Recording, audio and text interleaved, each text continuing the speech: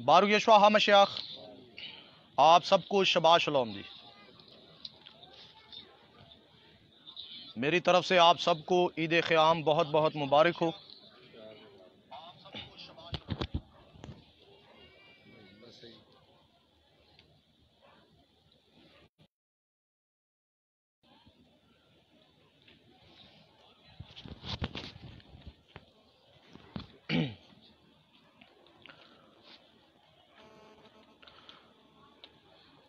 कोशिश करूंगा कि आपका वक्त कम लूं।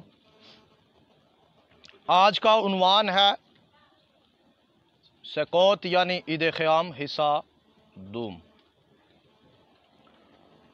आज हम एक ऐसे शख्स के बारे में समझेंगे, सीखेंगे जिसने खैमा इज्तिमा को बनाया, यानी बज़लीएल को।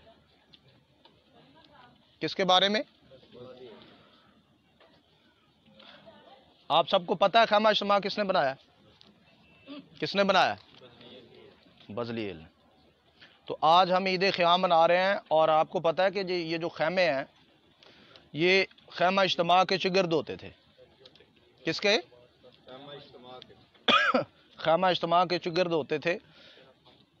बनी इसराइल के जो खैमे थे वो यूं थे कि सेंटर में जो था वो था खैमा इज्तिमा, उसके चारों तरफ लावी के कबीले के खैमे थे, उसके बाद 3 कबीले इसराइल के मगरब की तरफ यानी ट्रैवल नेकलेस के साथ था। आज हम जब ईद क़याम मनाते हैं, ये जो खैमा बनाते हैं, तो दरअसल ये बहुत सारी बातों की अलामत है। तो मिसियानिक जो हैं या यहूदी जो हैं वो तो ख़ास तौर पर खैमा इज्तिमा का एक नक्शा भी जाकर मैदानों में बनाते हैं। आया खुदा ने जिसको चुना, खुदा ने जिसको इस काम के लिए मुकर्रर किया और उसके साथ एक टीम थी। हालेलुया। तो तफसीलन आज इसके बारे में हम सीखते हैं। खुदा ने चाहा कल हम दोबारा जमा होंगे। कल चूँकि बहुत सारे लोग और भी आएंगे, कल हम इससे भी बड़ी इबादत जो है वो मुनक्कद करेंगे और खुदावंद के कलाम को सीखेंगे। हालेलुया। सबसे पहले हवाला पढ़ने वाला जो भी भाई है वो प्लीज़ हवाला ऐसे निकालना है कि मैं बोलूं और हवाला पढ़ दे। हालेलुया। ताकि वक्त की कमी की वजह से हम वक्त बचा सकें। खुरूज 31 बाब आयत नंबर 1 और 8 तक।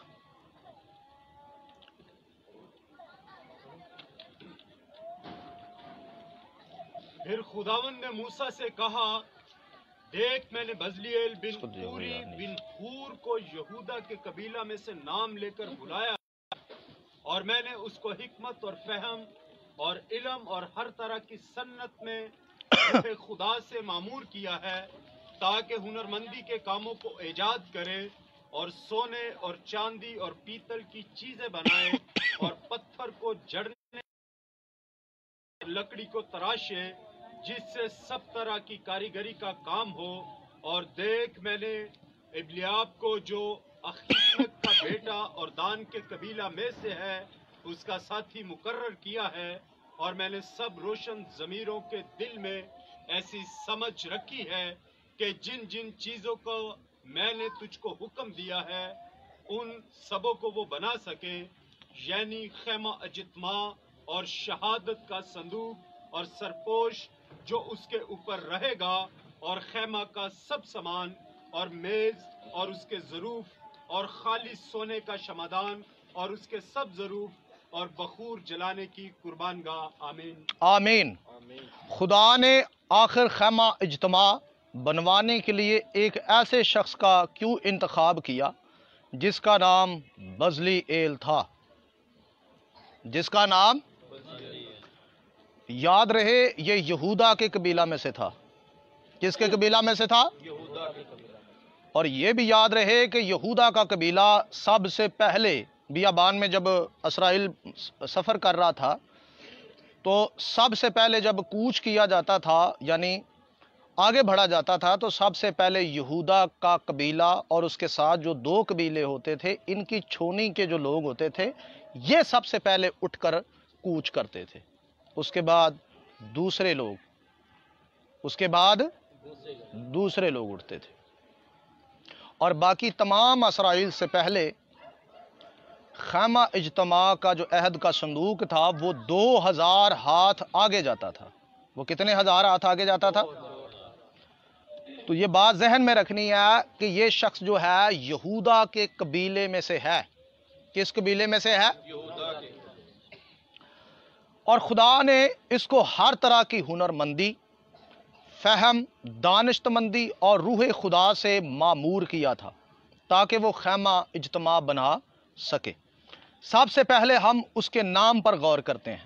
خروج 31 باب آیت نمبر 1 میں لکھا ہے کہ پھر خداوند نے موسیٰ سے کہا، دیکھ میں نے بزلیل بن اوری بن ہور کو یہودا کے قبیلہ میں سے نام لے کر بلایا ہے۔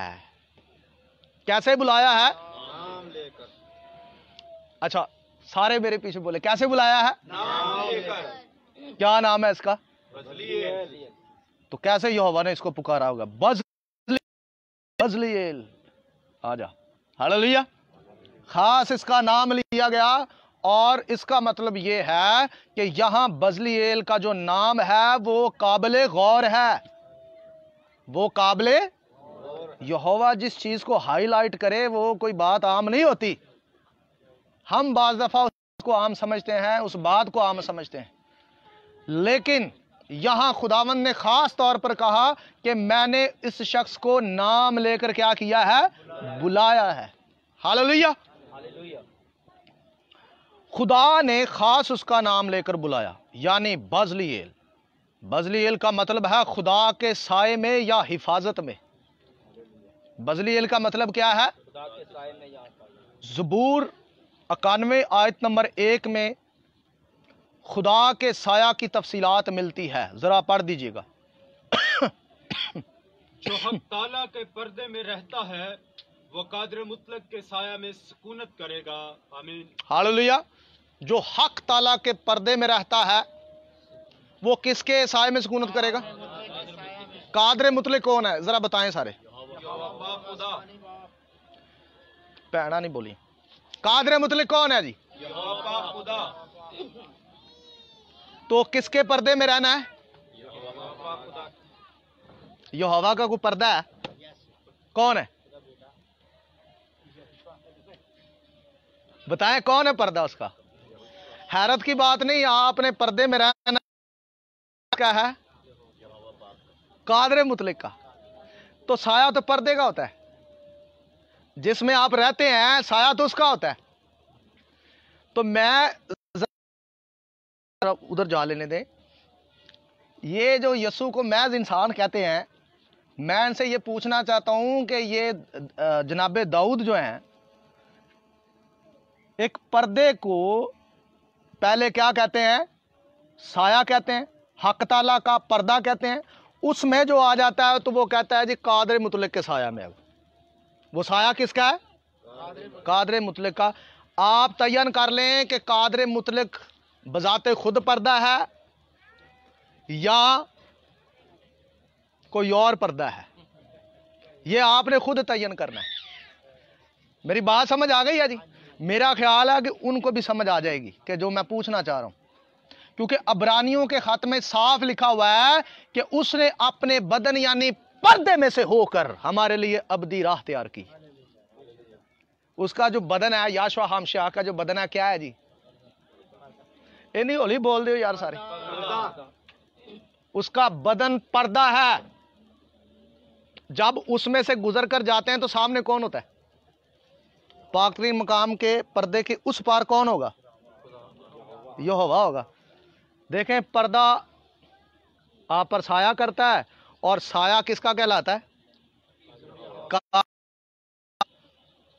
مینوں کدی کدی ڈر لگتا ہے کہ یہ کتے جناب داؤد کے بارے بھی کچھ نہ کہہ چڑن۔ ہاں جی، جناب داؤد مسیانی کانگریگیشن کے نہیں ہے کہ مسیانی کانگریگیشن ہی تجسمہ یہوہ نہیں مانتا ہاں جی، یہ نبیوں کی زبانی سن لیں نبی کیا کہہ رہے ہیں۔ ہاللویا، آگے بڑھتے ہیں۔ اور میں کیا ننگ دے چاہیے ادھروں اچھا جی، یہاں خدا کے پردے کو یعنی خیمے کو خدا کا سایہ کہا گیا ہے۔ کس کا سایہ کہا گیا ہے؟ جو حق تعالیٰ کے پردہ میں رہتا ہے وہ قادر مطلق کے سایہ میں سکونت کرے گا۔ اب بزلیل کا نام ہی خدا کا سایہ ہے، یا پناہ یا حفاظت تھا۔ اس کا نام ہی کیا ہے؟ خدا کا سایہ۔ یعنی یہ شخص بطور خدا کا نمائندہ تھا، جبکہ اس میں بذات خود اتنی قابلیت نہیں تھی کہ یہ اتنا بڑا کام کر سکے۔ خدا نے اس شخص کو اس لیے چنا تھا کیونکہ اس کا نام اور اس کا قبیلہ خدا کے منصوبہ کی عکاسی کرتے تھے۔ ہاللویا،